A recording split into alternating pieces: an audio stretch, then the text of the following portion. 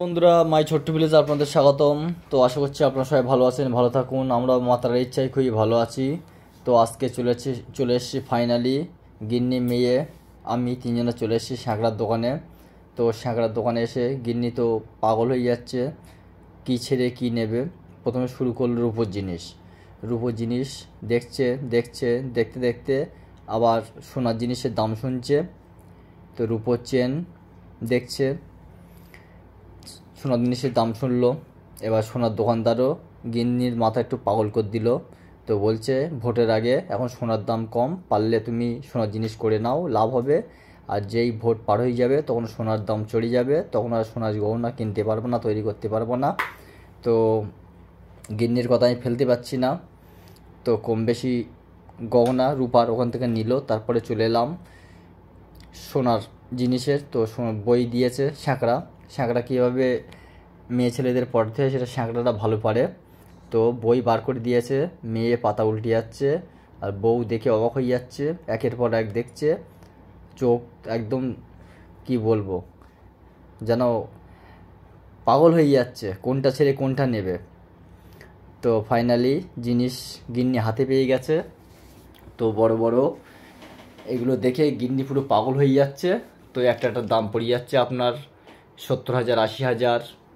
আর একদম বড়গুলো 95, 1,10,000, আর বিভিন্ন দামের আছে। যেহেতু সোনার দাম কম, সামনেই ভোট, আর সবাই জানে ভোট পার হলে সোনার দাম বেড়ে যাবে।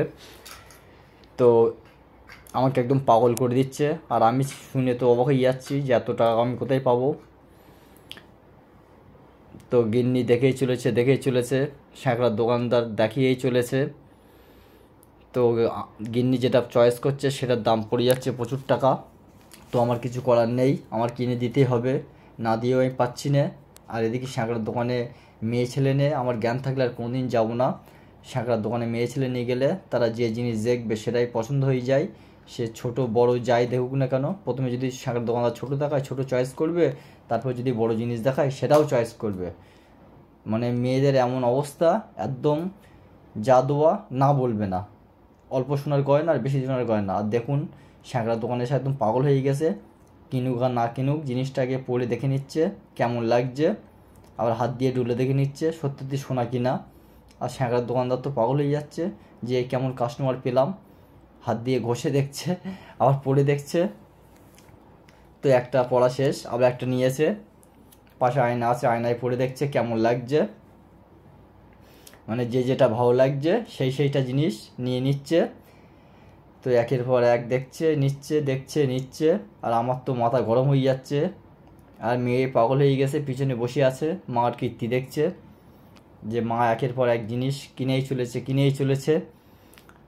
আর এটা দেখছে, চয়েস করছে, ওটা দেখছে, চয়েস করছে, পছন্দ করছে, দেখো এটা নেব সেটা নেব। আমি তো পাগল হয়ে যাচ্ছি, এদিকে আমার ব্রেনটা আর কাজ করছে না। আমি ভাবছি এত টাকার জিনিস নিয়ে আমি টাকা কীভাবে দেবো। আমি নিয়ে গেছি মিনিমাম 1,30,000 টাকা। এবার গিন্নি যা যা জিনিস দেখছে প্রচুর টাকা দাম। তো আমি ঠিকঠাক মাথায় কাজ করছে না। তো দোকানে কম বেশি জিনিসপত্র নিলাম, নিয়ে দোকানে বসে একটু স্টাইল মারলাম, যা হোক। আর মেয়ের মন খারাপ হয়ে গেছে, ওর মার কিছু কিনে দিলে ওর একটু রাগ হয়। তো মেয়ে বলছে কানের নেবে। তো শেষ পর্যন্ত দিয়ে কানের দেখতে শুরু করলো। তা কানেরগুলো দেখা যাচ্ছে, ঝুমকো আছে, বিভিন্ন ধরনের কানের আছে, সেগুলো আপনারা দেখতেই পাচ্ছেন। তো এগুলো খুবই দাম কম। তো আমরা সোনার জিনিস যা করার বসিরহাট পাইকারি দোকান থেকে কিনি, পাইকারি ঘর। ওখানে সোনার মজুরি খুবই কম। আর এমনি বড় বড় দোকানে গেলে মজুরিতেই বেশি টাকা ধরে নেয়। তো আমাদের দাম নিয়েছে 80,000 টাকা ভরি হিসেবে দাম নিয়েছে, 16 আনায় 1 ভরি। তো এখান থেকে একটা ঝুমকো নেওয়া হলো। তো তারপরে গিন্নির আর একটা ঝুমকোর দিকে চয়েস গেছে, বলছে এটাও নেব। তো সেটাও দেওয়া শুরু করলো। আর মেয়ে ছেলে নিয়ে গেলেই পাগল হয়ে যেতে হবে। আমি তো সত্যিই পাগল হয়ে যাচ্ছি, একের পর এক দেখে যাচ্ছে, একের পর এক নিয়ে যাচ্ছে। আমার আর ধৈর্যর বাঁধ ভেঙে যাচ্ছে। আর দোকানদারও দেখাতে পাগল হয়ে যাচ্ছে। আর দোকানদার চাই যে কাস্টমার আসলে একের পর এক জিনিস দেখাবো, বিশেষ করে মেয়ে ছেলে, তারা না বলতে পারবে না, এটা দেখবে সেটা দেখবে, এটা নেবে সেটা নেবে, একের পর এক নিয়েই যাবে। এবার সেটা তার স্বামীর সামর্থ্য বুঝে কাজ। এদিকে দোকানদারের মাথা খারাপ হয়ে যাচ্ছে, জিনিসের পর জিনিস দেখিয়ে চলেছে। আর আমার গিন্নির আর পছন্দ হচ্ছে না, একের পর এক নিয়েই চলেছে। এর আমি চিন্তায় পড়ে গেছি, আমি কীভাবে তার পেমেন্ট করব, আমার মাথা একদম খেলছে না। তো অবশেষে নেওয়া হলো। তো নেওয়ার পরে জিনিসগুলোকে ভালোভাবে আর দেখছিল। গিন্নি একটা নিয়েছে, মেয়ে একটা নিয়েছে। গিন্নি আবার একটা কানের তুলেছে, ঝুমকো নেওয়া কমপ্লিট, আবার একটা নতুন কানের নেবে। তো সেটাও দেখে চলেছে। আর আমি দেখি রেগে ফায়ার হয়ে যাচ্ছি, আমি ভিডিও করে যাচ্ছি আর রেগেই যাচ্ছি যে কি শুরু করেছে স্যাঁকড়ার দোকানে এসে, আমি এত টাকা বিল কীভাবে মেটাবো, আমি সেইটাই বারবার চিন্তা করছি, আমার মাথায় একদম কাজ করছে না। আর স্যাঁকড়ার দোকানদারকে খুব ভালো বলতে হয়, উনি একের পর এক জিনিস দেখিয়েই চলেছে। এটা আমাদের বসিরহাটে পাইকারি ঘর, এখানে সোনার দাম কম, মজুরিও কম। আর তাতে গিন্নি বারবার করে বলছে ভোটের আগে সমস্ত জিনিসের দাম কম, ভোটের আগেই কিনে নেই। আচ্ছা ঠিক আছে, তাই হবে। তো আপনাদের সোনার গহনা তৈরি করার প্রয়োজন হলে আমাদের বসিরহাটে চলে আসবেন। বসিরহাটে নিত্য নতুন মডেল পাইকারি ঘর, আমাকে কমেন্ট করলে আমি জানিয়ে দেবো কোন ঘর। এই ঘরে চলে আসবেন, এখানে সোনার ভরিও কম প্লাস মজুরিও কম। আর গিন্নি এদিকে সব কিছু নিয়ে পাগল হয়ে যাচ্ছে, বলছে নেই আর না নেই পড়ে নেই। তো যে জিনিসগুলো পড়ছে সেই জিনিসগুলো এই দোকান থেকে কেনা হয়েছে। আমার টোটালি বিল হয়েছে 1,60,000 টাকা। আর গিন্নির সাথে গিয়ে আমি 1,60,000 টাকার পুরো ভিখারি হয়ে গেলাম, আমার টাকাটা পুরো একদম জলে গেল। ওগুলো তো আমি পড়তে পারবো না, মেয়ে ছেলেদের জিনিস মেয়ে ছেলেই পড়বে। সুতরাং আমি সম্পূর্ণভাবে ভিখারি। যা টাকা নিয়ে গিয়েছিলাম পকেট ফাঁকা হয়ে গেল। আরও স্যাঁকড়ার দোকানে 1 থেকে 1,500 টাকা দেনা করে চলে এলাম। মানে এই স্যাঁকড়ার দোকানে কাউকে বাকি দেয় না, আমি প্রচুর টাকার জিনিস নিয়েছি সেই জন্য আমাকে বাকি দিয়েছে। কোনো স্যাঁকড়াই বাকি দেয় না, খুব রিলেশান ভালো হয়ে চেনাশোনা হলে কিংবা অনেক টাকার মালপত্র নিলে। তার মধ্যে গিন্নির পিছনে যে ছেলেটা আছে আমাদের গ্রামের বাড়ি, ওর যোগাযোগে আমি গিয়েছিলাম, ওইতেই বলেছিল আমি এই দোকানে থাকি, তুমি যাবে, এই দোকানে সমস্ত জিনিসের দাম কম আর নিত্য নতুন মডেল। এটা হচ্ছে পাইকারি ঘর, এখান থেকে বসিরহাটে যত স্যাঁকড়ার দোকান আছে সব দোকানে সোনার গহনা সাপ্লাই করা হয়। আর গহনাগুলো তো আপনারা দেখতেই পাচ্ছেন, একদম নিত্য নতুন মডেল, অপূর্ব লাগছে দেখতে, যে দেখবে তার চয়েস হয়ে যাবে। তো আমার গিন্নি যেটা দেখতে সেটাই পছন্দ করছে আর সেটাই পরে ফেলছে আর সেটাই নিয়ে নিচ্ছে। তো মিনিমাম গয়না কেনা হয়েছিল ওখান থেকে 3 পিস গয়না কেনা হয়েছিল, তার দাম পড়ে গিয়েছিল প্রায় 1,60,000 টাকা। তো কেনাকাটা কমপ্লিট করার পরেও দেখেও চলেছে, দেখুন কিভাবে দেখে চলেছে, দেখা আর শেষ হচ্ছে না। আর প্রত্যেকটা জিনিস দোকানদারকে বলছে এটা দাও পরবো, ওটা দাও পরবো, পরে দেখছে, কানের পরে দেখছে, আবার সেই জিনিস মাপছে, আবার বলছে হ্যাঁ এইটা রাখো সাইডে, এইটা আমি নেব। আর আমি পুরো একদম পাগল হয়ে গেছি, আমি শুধু প্রতিক্রিয়া করছি এই ফার্স্ট এই লাস্ট। আমার জ্ঞান থাকলে আর কোনো দিন কোনো মেয়ে ছেলেকে স্যাঁকড়ার দোকানে নিয়ে আসবো না, ফুচকার দোকানে চপের দোকানে নিয়ে যাবো, যা 2 টাকা 5 টাকা 10 টাকা 20 টাকা দাম, খা যত পারিস। আর গিন্নি একদম পাগলের মতো করছে, দেখুন প্রত্যেকটা জিনিস নিচ্ছে আর গলায় পড়ছে। আর কিভাবে হাসছে দেখুন, আমি ভিখারি হয়ে যাচ্ছে আর ও হাসছে হুড়িয়ে। আবার সেই গয়নার বড় বাস্কর দিকে নজর গেছে গো, একের পর এক নিত্য নতুন মাল তুলছে দেখুন, যা লাখ লাখ টাকা দাম। এইবার যা ভাব দেখছি আমার জমি জমা সব বেচতে হবে ওর জন্যে। দেখুন বন্ধুরা কীভাবে আমার ক্ষতি করে দিচ্ছে, দামি দামি সোনার গহনা নেকলেস হার কিনে। আর স্যাঁকড়ার দোকানদারেরও মাথা কীভাবে পাগল করে দিচ্ছে। তো আমি মনে ভাবছিলাম স্যাঁকড়ার দোকান থেকে পালিয়ে চলে আসবো, তারপরে না, ভাবলাম না পালিয়ে লাভ নেই, দেখছে দেখুক, অল্প করে মাল নেবো। মানে দেখাশুনোর বিধি, কেনাকাটা আপনার ব্যক্তিগত ব্যাপার। তাও একটা মেয়েকে 100টা ছেলে দেখে, তার মধ্যে বিয়ে করে একজন, এও তো এমনি ব্যাপার। কিন্তু এই দোকানে মালগুলো খুব সুন্দর সুন্দর মাল ছিল, সেটা দেখেই বুঝে যাচ্ছে। প্রত্যেকটা জিনিস একদম অপূর্ব অপূর্ব ডিজাইন, আর কি গ্লেজ, একদম চিকচিক করছে, চোখ যেন ধাঁধা লেগে যাচ্ছে। আর সোনার গহনা লাল জিনিসের উপরে খুবই সুন্দর লাগে দেখতে, সেটা আপনারা দেখেই বুঝতে পারছেন। বেশ ভালো লাগছে লালের উপরে। তো যাই হোক বন্ধুরা, আপনাদের গহনা কেনাকাটার প্রয়োজন হলে আমাদের বসিরহাটে চলে আসবেন। আমাদের বসিরহাটে বড় বড় দোকান আছে, আলপনা জুয়েলার্স, সেঙ্কো গোল্ড। আলপনা জুয়েলার্স যেমন বসিরহাট বাহাত্তরে, সেঙ্কো গোল্ড যেরকম বসিরহাট ফাল্গুনী হলের সামনে, বসিরহাট কলেজের পাশে। তো আমরা সেই দোকানগুলোতে যাইনি, আমরা ডাইরেক্ট চলে এসেছিলাম পাইকারি ঘরে। এই পাইকারি ঘর থেকে সবাই পাইকারিতে মাল নিয়ে যায়, সেখানে চলে এসেছিলাম। তো সেখানে এসে বুঝলাম যে এবার থেকে কম বেশি সোনার জিনিস গহনা তৈরি করলে এই ঘরেই আসবো। এখানে তুলনামূলকভাবে মজুরি এটা সেটা সব দিক থেকেই সেফ। আর সোনার দোকানে, গহনার দোকানে যত কম বেশি মানুষ কাজ করে তাদের মাইনে দিতে হয়, এটা সেটা দিতে হয়, তার জন্য তারা সেই টাকা ধরে নেয়। আর এই দোকানে এসেছিলাম, তো এখানে কাজের লোক তেমন নেই, একটাই ছেলে থাকে আর মালিক থাকে। এই এসি ঘর, 3-4টে গেট পার হয়ে ঢুকতে হয়, পাইকারি গোডাউন। আর গিন্নি আমাকে বলছিল যেটা মেয়ের জন্য নেই, মেয়ের খুব ভালো লাগছে পড়লে। তাই বললাম মেয়ের জন্য নেবে, তা আমার তো জমি বেচতে হবে। তো আমার মাথায় তখন একদম আর কাজ করছে না। আমি ভাবছি কখন এখান থেকে বার হবো, কখন এখান থেকে বেরিয়ে যাব, মাথা ফাতা ঘুরিয়ে যাচ্ছে আমার। তো অবশেষে গিন্নি কিছু কিছু জিনিস কিনল, 3-4 পিস। তো টাকাগুলো আমি পেমেন্ট করলাম। তো এখনও যেন ওর অনেক কিছু কেনার ইচ্ছা, দেখুন ব্যাগে জিনিসগুলো ভরছে, আর যেন মন অসন্তুষ্ট। সাঁকড়ার দোকানে যা আছে সব ধরে দিলে ভালো হয় তেমন একটা ভাব। তারপরেও আবার ছোটো ছোটো কানের দেখা শুরু করলো। এইবার তো আমার মাথায় একদম রক্ত উঠে গেছে, এই যা শুরু করছে আমার একদম আর ভালো লাগছে না।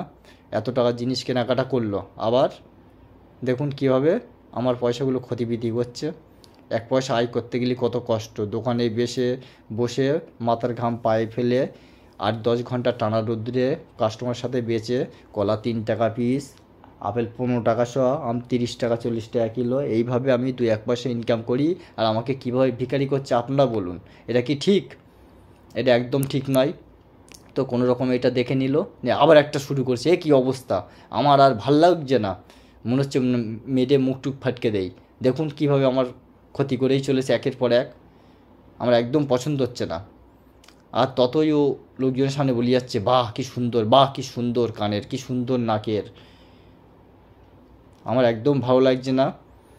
তো এর থেকেও বেছে বেছে একজোড়া নিয়েছে। তো আমি শুধু ওর ভাব দেখে চলেছি, কি বলবো কি করব কিছু মাথায় আসছে না। আমি শুধু চিন্তা করছি কখন বার হবো দোকান থেকে। আমার একদম ব্রেনটে কাজ করছে না, মাথা ব্যথায় হ্যাং হয়ে যাচ্ছে, পাগল হয়ে যাচ্ছে এসব দেখে। কেন আমি যা বাজেট নিয়ে গেছি তার বাজেট ছাড়া ঊর্ধ্বে হয়ে যাচ্ছে। এত বেশি হলে আমি কিভাবে ঠেকাতে পারতাম যদি কোনো স্কুল মাস্টারের কাজ করতাম, কি কোনো আইপিএস অফিসার হতাম, মাস গেলে 1 লাখ মাইনে, তাহলে মানাতো। মাস গেলে আমি 1 লাখ পাই না, সুতরাং এত মেয়ে ছেলে লোভ ভালো না। আর আমার গিন্নি যেখানে যে আমার এই ভিখারি করে দেয়, আমার এগুলো একদম পছন্দ হয় না। তো আমার গিন্নি দেখেই চলেছে, ও দেখা শেষ হচ্ছে না। আর যেই দোকানের জিনিসগুলো এত নিত্য নতুন মডেল, যে কোনো আমার গিন্নি কেন, যে কোনো মেয়ে আসলে সে পাগল হয়ে যাবে, নেই না নেক একের পর এক জিনিস দেখে যাবে। দেখুন কত সুন্দর নিত্য নতুন মডেল, একদম অপূর্ব। যে কালো মেয়ে তার পরলেও মানাবে, যে পরিষ্কার মেয়ে তারও পরলেও মানাবে। খুব সুন্দর গোল্ড আর নিত্য নতুন মডেল। তো এক কথায় আমাকে একদম ভিখারি করে দিয়েছে। তো গিন্নি যা শুরু করেছে, আমার আর দোকানে থেকে আর থাকার ইচ্ছা ছিল না। তো কীভাবে দেখে চলেছে দেখুন বন্ধুরা, দেখতেই থাকুন। আর আপনারা কমেন্টে জানাবেন যে একটা গরিব ঘরের বউ যদি এরকম স্যাঁকড়ার দোকানে গিয়ে এরকম শুরু করে তা কেমন লাগে। পিছনে মেয়ে বসে আছে, সেও পাগল হয়ে যাচ্ছে যে মা কী শুরু করলো, মা কি সত্যতে পাগল হয়ে গেল। আর এদিকে আমি চিন্তা করছি আমি তো ভিখারি হয়ে গেলাম। এরম বউ নিয়ে সংসার করাচ্ছে না করাই ভালো। আগে যদি জানতাম ও এরম করবে তবে হারকিস ওকে বিয়ে করতাম না। আমার সেই পয়সাটা সেভ হয়ে যেত। পার ডে 1000 টাকা বোর পিছনে খরচা আমার একদম ভালো লাগে না। গরিব ঘরের মেয়ে এসিতে ছাড়া থাকতে পারে না, জামা কাপড় কাচতে পারে না, তার জন্য ওয়াশিং মেশিন নিতে এসে, ঘরে ঘুমোতে পারে না তার জন্য এসি কিনতে এসে, গরম জল খেতে পারে না তার জন্য ওয়াশিং মেশিন কিনতে এসে, এই ফ্রিজ কিনতে এসে, শীতকালে ঠান্ডা জলে চান করবে না ওই জন্য গিজার কিনতে হয়েছে, হেঁটে বেড়াতে পায়ে ব্যথা করে ওই জন্য বাইক কিনতে হয়েছে। তো আপনারা বলুন বন্ধুরা, এবার আমি কি করব? আমি কি বলবো কি না বলবো তাও বুঝে উঠতে পারছি না, পুরো আমার মাথাটা খারাপ করে দিয়েছে। কিন্তু জিনিসগুলো খুব সুন্দর সুন্দর, দেখুন বন্ধুরা, অপূর্ব লাগছে কানেরগুলো। এই কানেরগুলো আপনারা পরলে খুব সুন্দর লাগবে। আর ভিডিওটির মধ্যে কিছু ভুল বলে থাকলে ক্ষমা করে দেবেন প্লিজ। তো বন্ধুরা, ফাইনালি কেনাকাটা করে শ্বশুর বাড়িতে চলে এসেছি। এই যে জিনিস ঝুমকো, তো আপনার দিদিভাই খুলে দেখাচ্ছে ঝুমকোটা কেমন হয়েছে। জন্মদিনে কিছু দেয়নি, সেই জন্য গিফট। হ্যাঁ, ঝুমকোটা খুলে দেখাও। তো আমি বের করলাম,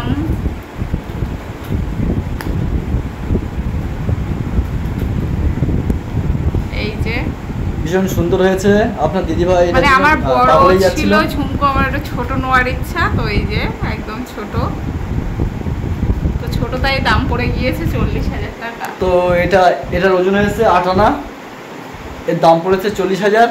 এখন অবশ্য সোনার ভরি একটু কম আছে, ভোটের পরে আবার বেরিয়ে যাবে, তো এই জন্য করে নিলাম সকাল সকাল, বিপদের সঙ্গী। তো আপনারা সুযোগ পেলে এরকম করে রাখবেন। আর ভিডিওটি ভালো লাগলে লাইক করবেন, শেয়ার সাবস্ক্রাইব সব করবেন। Tata, bye bye. সবাই ভালো থাকবেন, সুস্থ থাকবেন, আবার আগামী ভিডিওর জন্য অপেক্ষা করবেন। তো আবারও একটা নতুন ভিডিও নিয়ে চলে আসবো। তো আজকের ভিডিও এই পর্যন্তই, একবার দেখিয়ে দিচ্ছি। তো সবাই কমেন্টে জানাবেন আমার এই কানেরটা কেমন হয়েছে। এই যে, তো কেমন হলো সবাই বলবেন।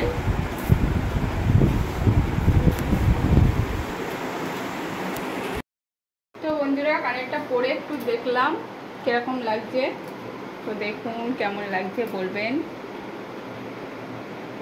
অপূর্ব অপূর্ব, ভীষণ সুন্দর লাগছে। দেখাতে নেই ওই জন্য দুই কানি দেখিয়ে দিচ্ছি। খুব সুন্দর লাগছে। তো এটা আমার মেয়ে চয়েস করেছে, আমার মেয়ের চয়েসে নেওয়া হয়েছে। আমি মেয়ে হলে এগুলো আমি পরতাম, আপনার দিদিভাইকে দিতাম না। এখন নাইটি পরছো, কানেরও পরবে।